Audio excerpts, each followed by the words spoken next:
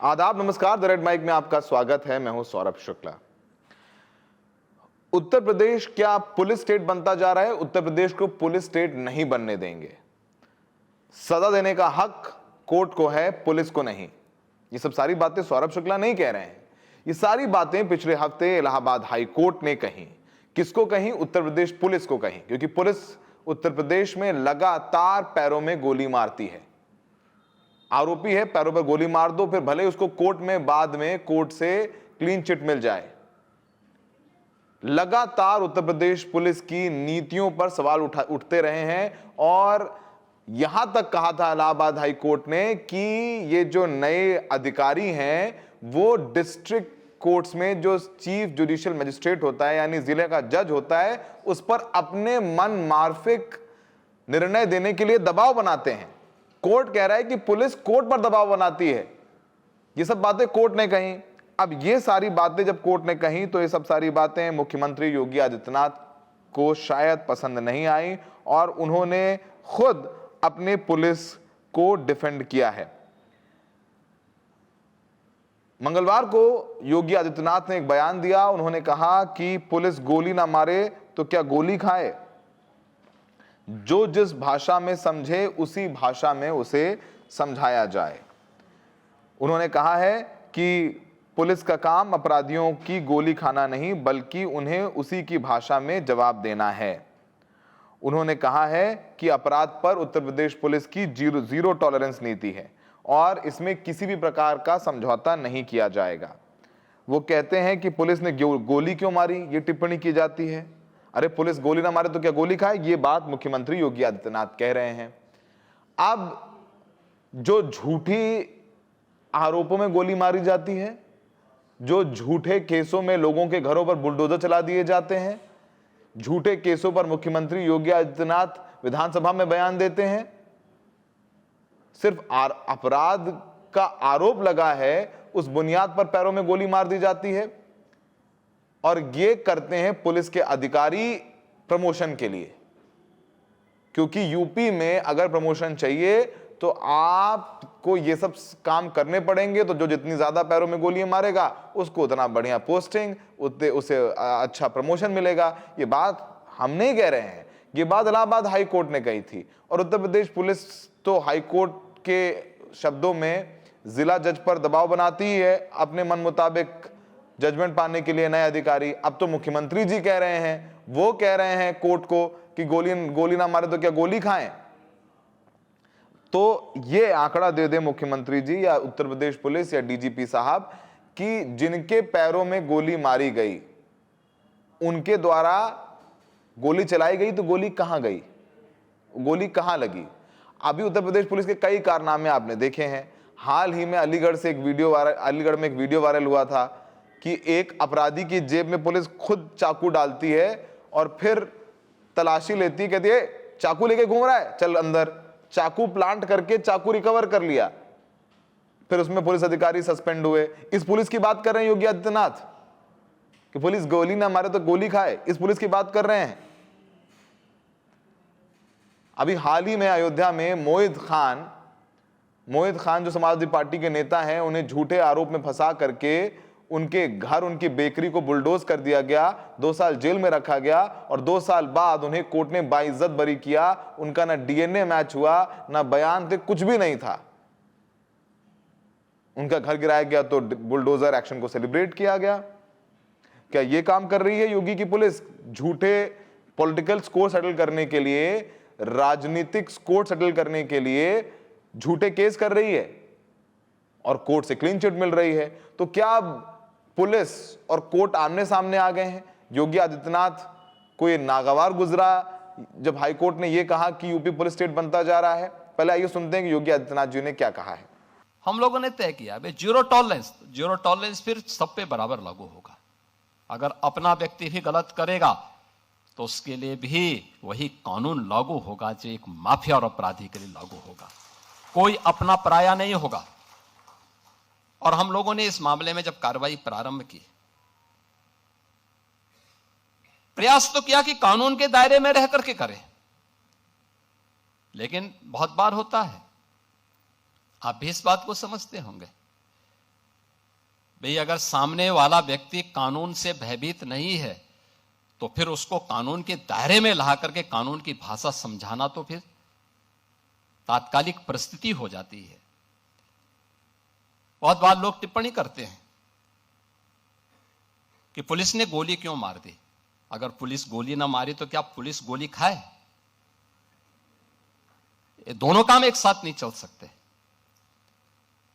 अगर उस अपराधी को गोली चलाने की स्वतंत्रता है तो पुलिस के पास भी हमने इसलिए पिस्तौल दी है कि वह भी उसके सामने उसका मुकाबला करे। उसका प्रशिक्षण इसी बात को लेकर के हो रखा है और उसको जिस भाषा में समझे उस भाषा में उसको समझाने का काम करे। और उस भाषा में जब समझाया गया, आपने देखा होगा पिछले 9 वर्ष में बड़े बड़े पर्व और त्योहार हो रहे हैं, सारे सकुशल संपन्न हो रहे हैं। कहीं कोई शांति भंग की बात नहीं करता है, कहीं कोई अराजकता की बात नहीं करता है, कहीं कोई फिरौती की बात नहीं करता है, कहीं कोई दंगा नहीं है, कोई फसाद नहीं है, कोई गुंडा टैक्स नहीं है। आज कहीं भी इस प्रकार की स्थिति नहीं है और उत्तर प्रदेश निवेश के एक बेहतरीन गंतव्य के रूप में अपने आप को स्थापित किया है।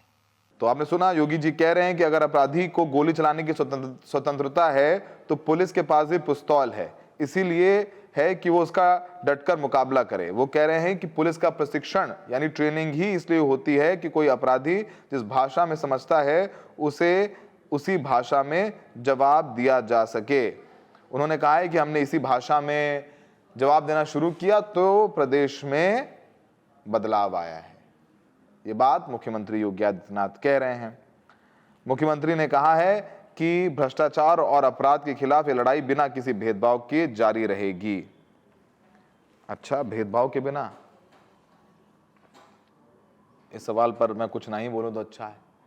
अच्छा, एक मामला नहीं, कई मामले हैं जिसको लेकर के सवाल उठते हैं।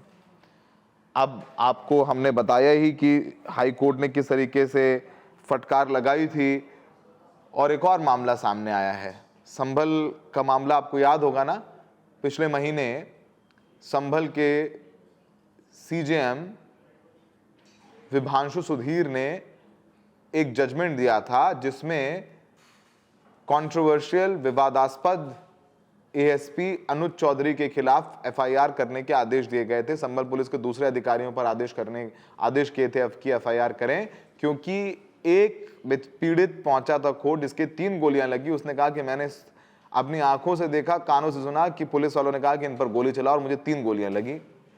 अब जब ये आदेश आया तो संभल के एसपी के विश्नोई, उनका बयान आया कि एफआईआर हम दर्ज नहीं करेंगे, इस मामले में जुडिशियल जांच हो चुकी है, हम हाई कोर्ट जाएंगे। अब हाई कोर्ट गए, हाई कोर्ट ने भी एफआईआर क्वॉश करने से फिलहाल मना कर दिया है और अगली तारीख दे दी है। यानी हाई कोर्ट से संभल पुलिस को राहत नहीं मिली है और ना ही एंटरिम स्टे मिला है, यानी एफआईआर दर्ज करनी पड़ेगी। लेकिन जिस तरीके से पुलिस पर सख्त हुआ है कोर्ट, वो बता रहा है, दिखा रहा है कि उत्तर प्रदेश पुलिस का कितना दबाव कोर्ट्स पर है, न्यायालयों पर है। अब इस मामले में आगे क्या होगा हमें नहीं पता और कोर्ट ने साफ तौर पर तमाम टिप्पणियां की थी। दरअसल एक बेचारे एक आरोपी पर, मिर्जापुर का एक लड़का था, उस पर आरोप लगा और उसके पैर पर पुलिस ने गोली मार दी। बाद में कोर्ट में मामला गया, वो क्लीन चिट मिली और उस मामले में बताया कि ना मजिस्ट्रेट के बयान कराए गए, ना मेडिकल कराया गया, ना मेडिकल रिपोर्ट चार्जशीट में लगाई गई, पैर में गोली मार दी गई। किसी का अपराध सिद्ध नहीं हुआ। आपको क्योंकि अपने मास्टर्स को खुश करना है, अपने अधिकारियों को खुश करना है, तो आप पैरों में गोली मारते रहेंगे। कोर्ट ने कहा था कि पुलिस को दंड देने का हक नहीं, वो कोर्ट के पास है। और पैर में गोली मारने वाले मुठभेड़ों पर इलाहाबाद हाई कोर्ट ने कहा है, जिस पर सब सारी बातें आई हैं। कोर्ट ने कहा था कि पुलिस मुठभेड़ की प्रथा, विशेष रूप से आरोपियों के पैरों में गोली चलाना, नियमित घटना बन गई है, बहुत आम हो गया है। ये स्पष्ट रूप से वरिष्ठ अधिकारियों को प्रसन्न करने या सजा के रूप में आरोपी को सबक सिखाने या आउट ऑफ टर्न प्रमोशन पाने के लिए किया जाता है। कोर्ट ने कहा कि इंडिया एक डेमोक्रेटिक स्टेट है, जो कानून के शासन द्वारा शासित है, इसलिए कार्यपालिका, विधायिका और न्यायपालिका का के जो काम है वो पूरी तरीके से स्पष्ट हैं। ये पुलिस वाले अपने अधिकारियों को खुश करने के लिए मुठभेड़ों को फैब्रिकेट करते हैं, झूठी मुठभेड़ दिखाते। कहानी वही कि हम पकड़ने गए थे, हमें कहीं से टिप मिली, हमें कहीं से गुप्त सूचना प्राप्त हुई, हम गुप्त सूचना के अनुसार वहां गए तो अपराधी ने हम पर गोली चला दी और आत्मरक्षा में गोली चलाई हमने, जिससे उसके पैर पे गोली लग गई।